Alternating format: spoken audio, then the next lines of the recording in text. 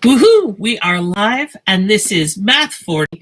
This is the Chapter 3 practice test. Ooh, I should have written practice test there.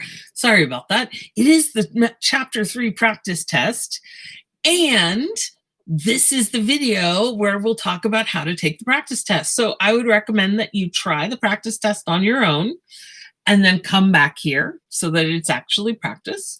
But you're certainly welcome to watch this video anytime you'd like. So this is the video that hopefully will help you prepare for the Chapter 3 test.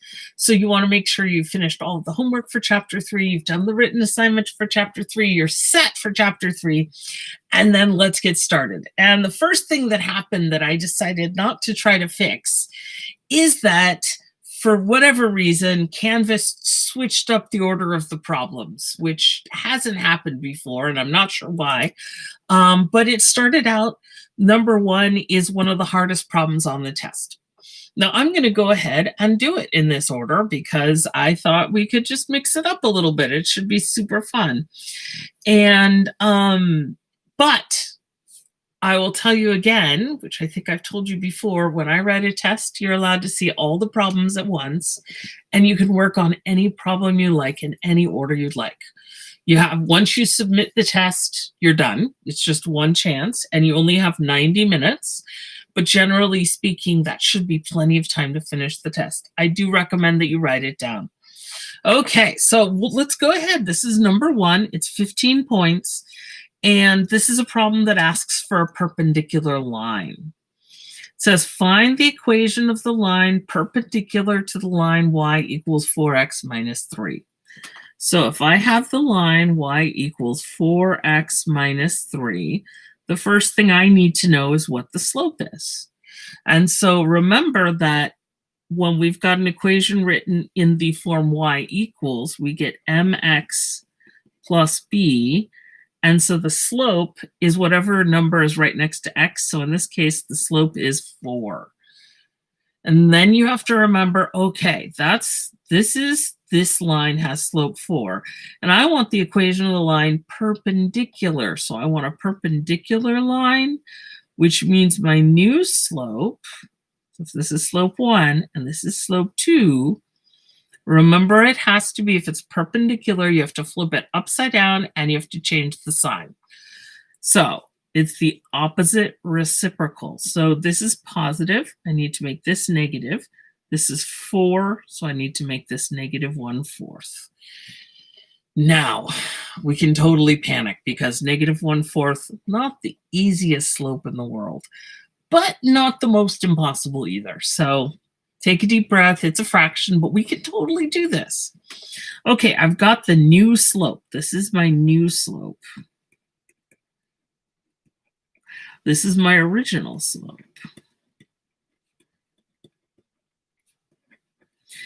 And we want a point, we want a line which passes through 5, 1.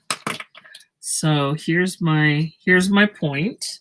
So I know my new slope is negative 1/4, and I know I've got the point 5, 1. That's given to me. Now, some people would say, ooh, let's use test-taking smarts, and let's just see which one of these has the point 5, 1. And the answer is they all do. Ha-ha! Because I would actually like you to do the work that I've asked you to try to do. So, you won't be, hopefully you won't, if I've written a good test, it's a test that encourages you to do the work I'm asking you to do so that I can see to make sure that you understand it, right? Okay, so we've got the slope is negative 1/4, and we've got the point 5, 1, and you've got a couple of options. One option is use point slope form, and one option is that you use slope intercept form. And I'm going to go ahead and use y equals mx plus b form. This is called slope intercept form.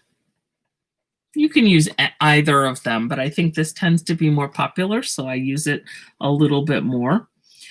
I can plug in my slope, negative 1/4, but I don't know what b is. And in order to do that, then I plug in my 5 and my 1 in place of the x and the y. So the y is 1, and the x is the 5. Okay. And I've pulled myself into the corner. I've got 1 equals negative 5/4 plus b. And then I have to, you've got a couple of options. I have to add 5/4 to both sides, which I don't have enough room for. So let me go ahead and use another piece of paper.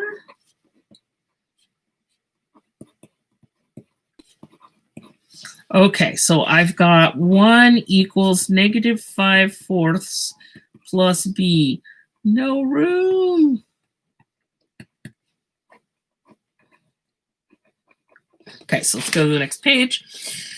Okay, now that I've got a ton of space, I'm thinking about this. So some people might want to add 5/4 to both sides. What I might do is clear fractions. It really depends on what you want to do with this and what you feel most comfortable with. And I wish we were in person, because if we were, I would say, hey, what do you guys want to do? And you would all tell me, and then we'd figure it out. So one option is adding 5/4 to both sides so that you get b, because this cancels, right? You get b over here, and then you get 1 plus 5/4. And then you have to remember, okay, how do I add 1? Well, 1 is 4/4 plus 5/4. So that's 9/4. And so my equation is y equals negative 1/4 x plus 9/4. Okay, and then I go over here and I go, oh no. Look at the formats of these. The formats of these are not the format of this. Okay, so how do I get from here? I don't have any fractions. How do I get from here to there? Like I said, this is the hardest problem on this test. I'm going to multiply everybody by 4.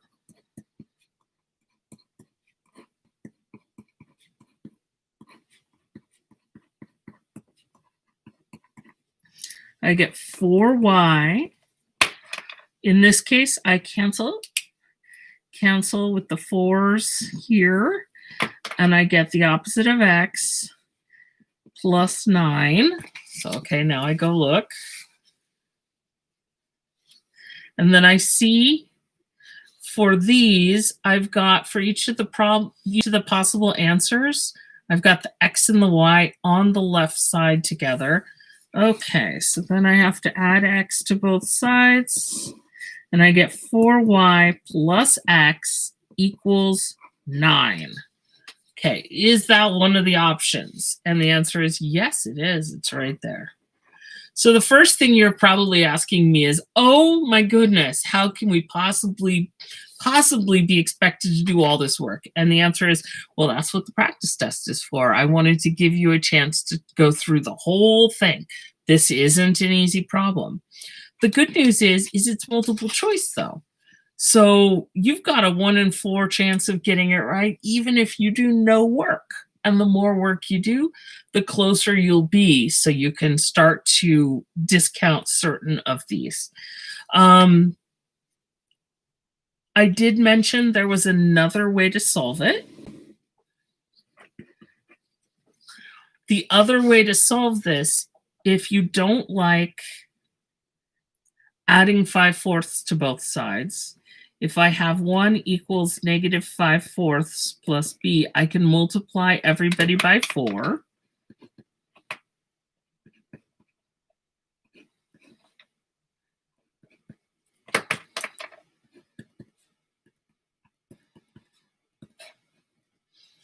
Everybody gets their own 4, so I get 4 equals negative 5 plus 4b. 9 equals 4b. 9 over 4 equals 4b over 4. 9/4 equals b. So you can also go ahead and clear fractions to find b equals 9/4 in both cases. So this is the first answer. And then here's the second answer. And this is the answer, remember, that was among the choices. So what you're going to have to do when you finish this problem is you're going to get the slope-intercept form, and then you're going to need to multiply to clear fractions to get this form where we don't have any fractions. So that's going to be, well, it was the first problem on this one. I'm not sure if it's going to be the first problem on the final test, on the test that you see, because the Canvas has been moving things around. Okay, number 2. Number 2 is actually much easier than number 1.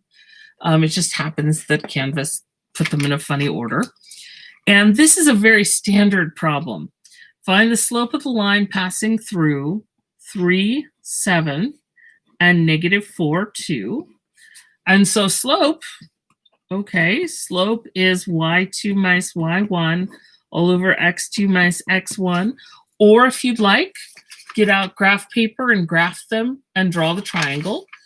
Or remember that it's the rise over the run. There are a couple of different ways to do it.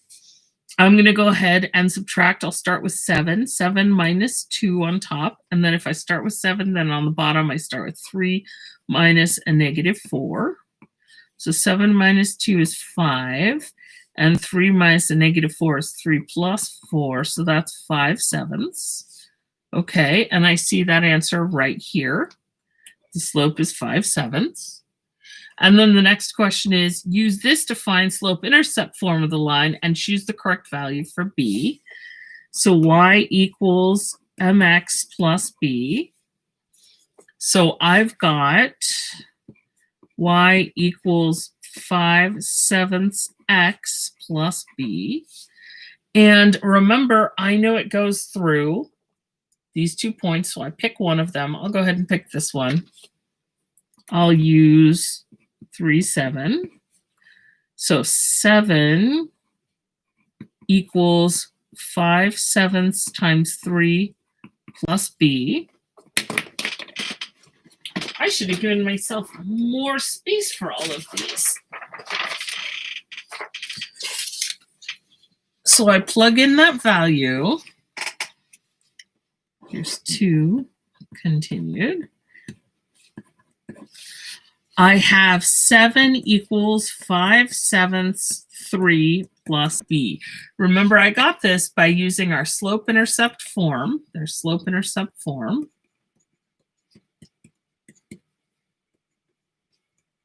And then with the slope that I got right here, here's this slope. And that's the slope I got. And then I want to use one of the points, and I chose 3, 7, to go ahead and plug it in there so I can find b. So let me find the value for b. Okay, this is 7 equals 5/7 times, I'm going to change this to 3/1.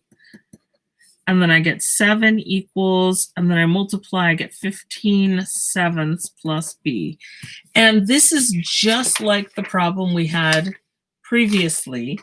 If I need to find b, I've got a couple of options. One is I can multiply in clear fractions, or I can subtract on both sides. So you've got 2 options. 7 equals 15/7 plus b. I can subtract 15/7 on both sides. 7 minus 15/7 equals b. And then I have to be able to subtract 7. How many 7s in 7? That's 49/7 minus 15/7. And so this ends up being 49 minus 15/7, which is 34. The other option I could follow is if I have 7 equals 15/7 plus b, what I do is I multiply everybody times 7.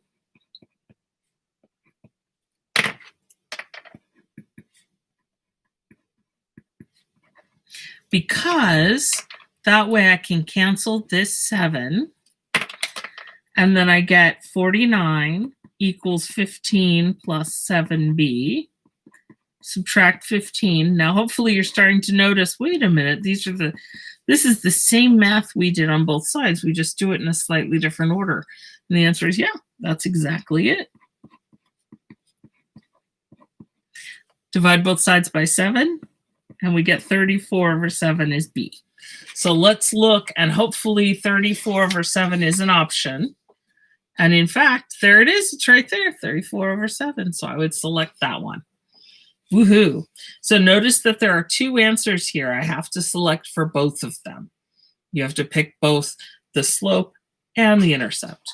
Okay, that's the first page. And I know that feels like a lot, but this is 30 points. This is more than half of the first of the test, sorry.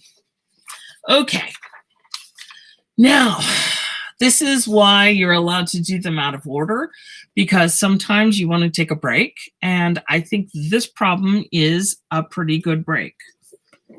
I'll remind you that in our coordinate plane, I've got an x-axis and a y-axis, and I've got points. So -1, 3 would be about here. 3, -1 would be about here. And -2, -100 is down here.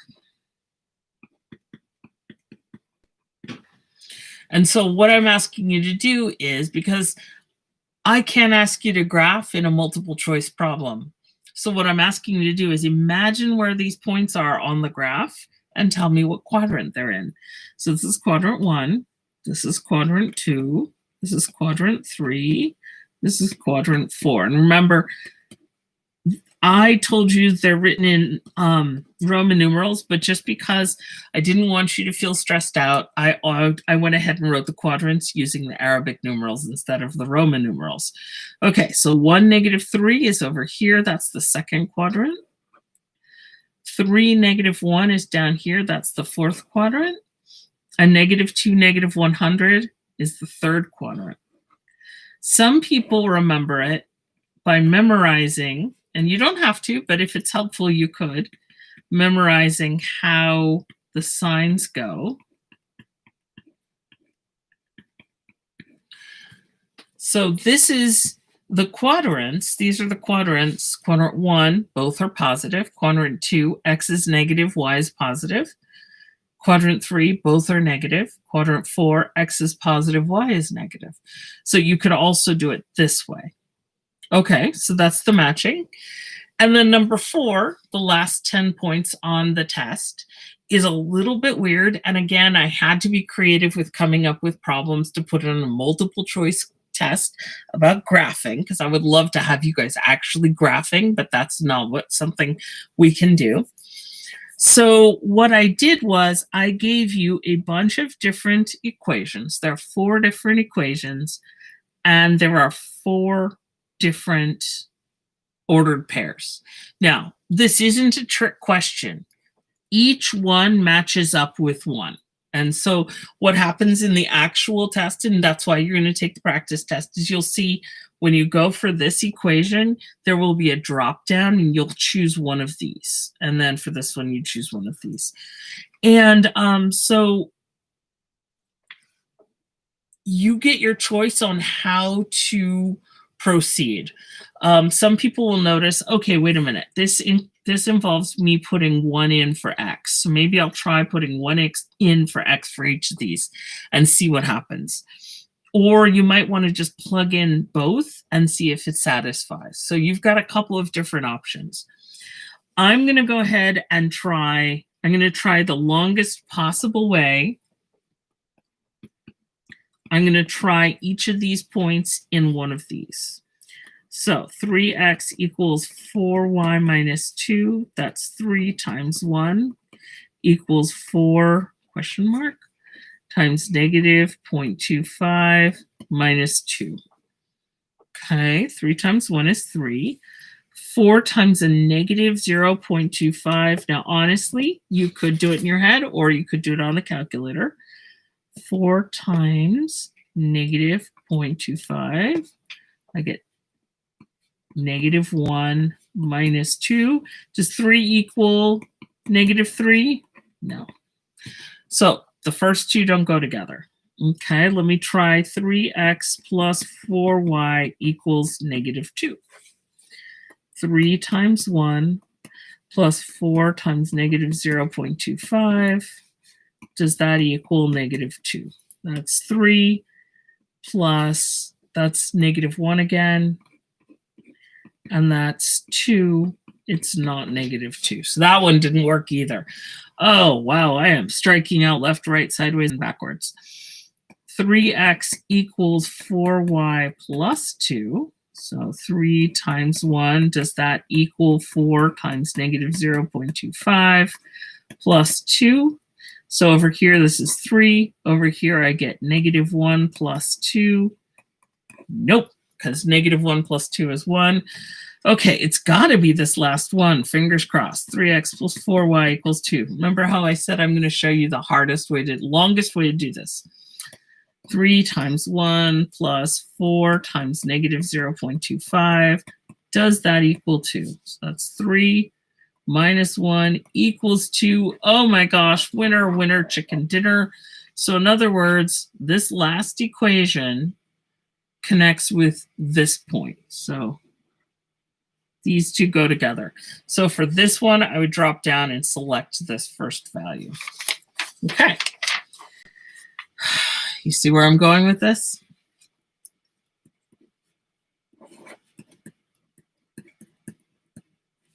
Are there easier ways to do this? Absolutely. But this way will work. And if your brain is already a little fried, it might be helpful. Could you use a shortcut? Absolutely. So now once I've connected these two, I no longer have to try that point or that equation. So I've got these three equations. 3x equals 4y minus 2. So 3 times 1 equals 4 question mark times 0.25 minus 2. Did it work? Does 3 equal 4 times 0.25, which is 1 minus 2? Nope. 3 is 1 plus 2. Okay, so let's try the next one down. 3x plus 4y equals negative 2. 3 times 1 plus 4 times 0.25. Does that equal negative 2? 3 plus 1, does that equal negative 2? No. Okay, it's got to be the third one. Wow, I am striking out with this.